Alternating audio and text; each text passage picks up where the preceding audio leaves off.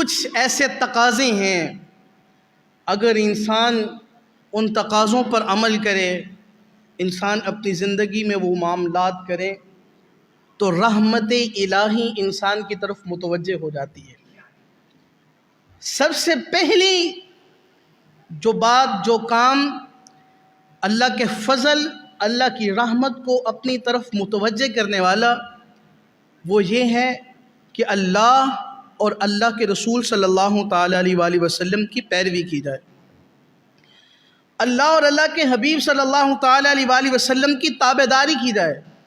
قرآن کریم گواہی دے رہا ہے وَأَطِيعُوا اللَّهَ وَالرَّسُولَ لَعَلَّكُمْ تُرْحَمُونَ، فرمایا اللہ کی پیروی کرو، اللہ کی اطاعت کرو، اور رسول صلی اللہ علیہ وبارک وسلم کی اطاعت کرو، لَعَلَّكُمْ تُرْحَمُونَ، تاکہ تم پر رحم کیا جائے۔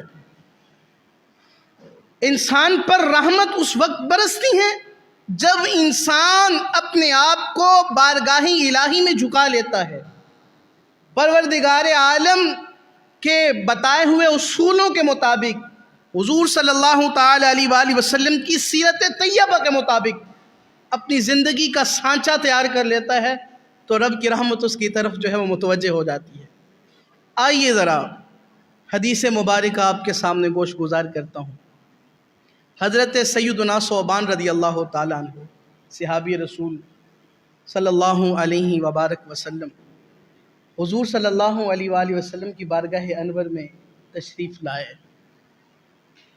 لیکن چہرے کا رنگ تھوڑا بدلا ہوا تھا، پریشان تھے، پریشانی کے آثار حضرت ثوبان رضی اللہ تعالیٰ عنہ کے چہرے پر واضح نظر آ رہے تھے۔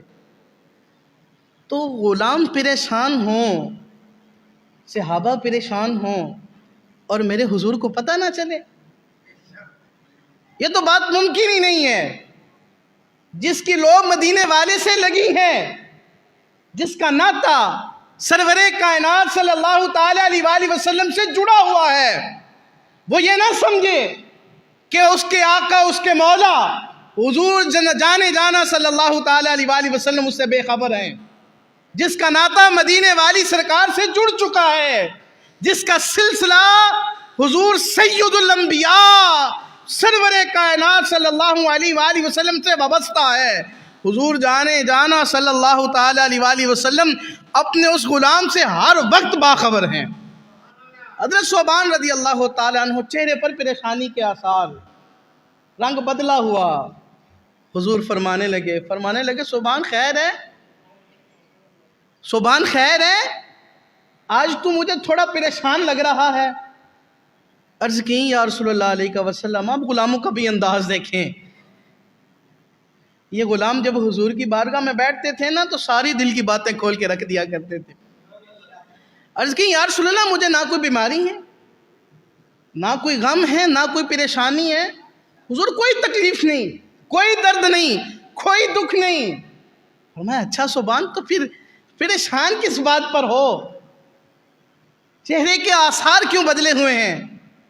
عرض کی حضور ایک بات ہے، یا رسول اللہ میں اپنے گھر میں ہوتا ہوں، اپنے بیوی بچوں کے درمیان ہوتا ہوں، مدینے والے آقا مجھے آپ کی یاد آتی ہے، جب مجھے آپ کی یاد آتی ہے نا تو یا رسول اللہ میں اپنے بیوی بچوں کو چھوڑ کر آپ کی بارگاہ میں دوڑا آتا ہوں، حضور آپ کا دیدار ہو جاتا ہے، حضور میں بڑا خوش ہوتا ہوں۔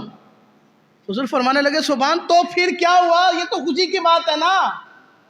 عرض کی یا رسول اللہ ایک بات ہے، میں ہوں اب اپنے بیوی بچوں کے درمیان خوش ہوتا ہوں، جب میرا دل چاہتا ہے میں آپ کے دیدار کے لیے آ جاتا ہوں، آپ کی صحبت میں بیٹھ جاتا ہوں، میرا دل باغ باغ ہو جاتا ہے۔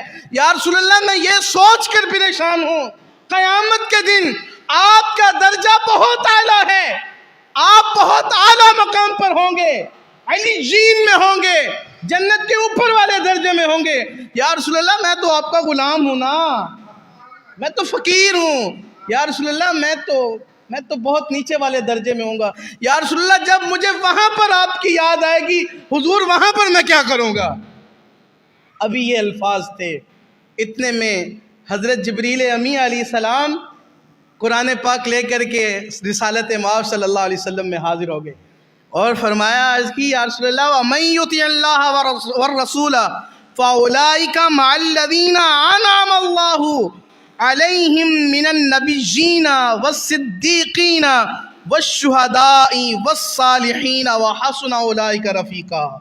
یا رسول اللہ علیہ وسلم، آپ کا رب ارشاد فرما رہا ہے کہ جو بھی اللہ اور اللہ کے رسول صلی اللہ تعالی علیہ وآلہ وسلم کی اطاعت کرے گا، فرمایا قیامت کے دن وہ نبیوں کے ساتھ ہوگا، صدیقوں کے ساتھ ہوگا، شہیدوں کے ساتھ ہوگا، اولیاء اللہ کے ساتھ ہوگا۔ حضور سرور عالم صلی اللہ تعالی علیہ وآلہ وسلم نے فرمایا جو دنیا میں جس سے محبت کرے گا، فرمایا قیامت کے دن اس کا حشر بھی اسی کے ساتھ ہوگا۔ تو حضور صلی اللہ تعالی علیہ وآلہ وسلم نے فرمایا سبحان، تم مجھ سے محبت کرتے ہو نا، تو پھر بس اس بات پر ڈٹ جاؤ جو دنیا میں مجھ سے محبت کرے گا، اللہ کریم قیامت کے دن بھی اسے میرے ساتھ ہی رکھے گا۔